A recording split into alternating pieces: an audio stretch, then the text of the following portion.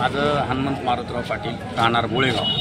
मी असं सांगू इच्छितो की आमचा सगरुळी, बोळेगाव, यसगी, कारला हे जे काही जमिनी आहेत हे 90% ते 80% जमीन हे साळ भात पीक येते। अच्छा। आम्ही यापूर्वी दरवर्षी तेलंगणा राज्यामध्ये सदर भात विक्री करायचं, पण तेलंगणा राज्याने ह्या 7 साळ भात खरेदी केंद्राला विरोध केलेला आहे आमच्या।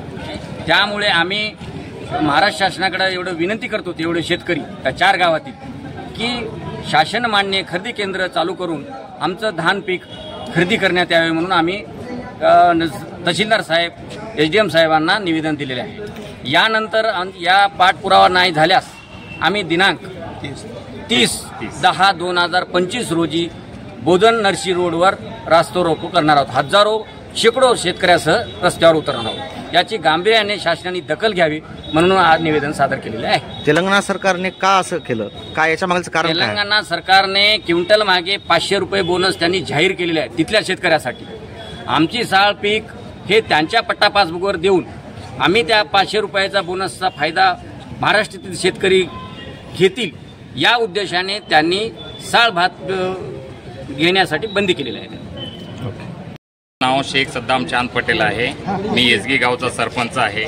मागील 20 ते 25 वर्षापासून आमच्या एक 2-4 मांजरा नदीकाठील पट्ट्यावरील एक 4-5 गावामध्ये साळ ही पीक घेतली जाते। जवळपास 80 ते 90% साळ पीक घेऊन आम्ही ते विक्री तेलंगणा सरकारला तेलंगणा राज्यामध्ये करतो।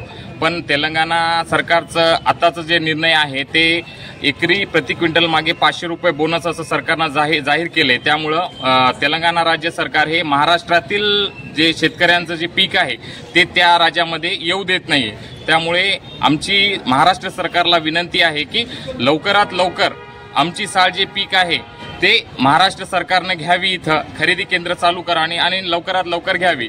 कारण कसं आहे, मागचे म्हणजे आता लगेचच अतिवृष्टी पूरग्रस्त शेतकरी यामुळे खूप परेशान आहेत आणि त्या परेशानीमुळे जे पीक हाताला आली ते सुद्धा पीक आम्हाला विकता येत नाही। यामुळे शेतकरी खूप परेशान आहेत। जर महाराष्ट्र शासन दखल घेऊन जर आमची पीक जर लवकरात लवकर जर घेत नसेल किंवा यामध्ये मार्ग जर काढत नसेल तर आम्ही हजारोंच्या संख्येने येत्या गुरुवारी दिनांक 30/10/2025 रोजी रस्त्यावर उतरू आणि रास्ता रोको आंदोलन करू, असं सर्व शेतकऱ्यांकडून आवाहन आहे।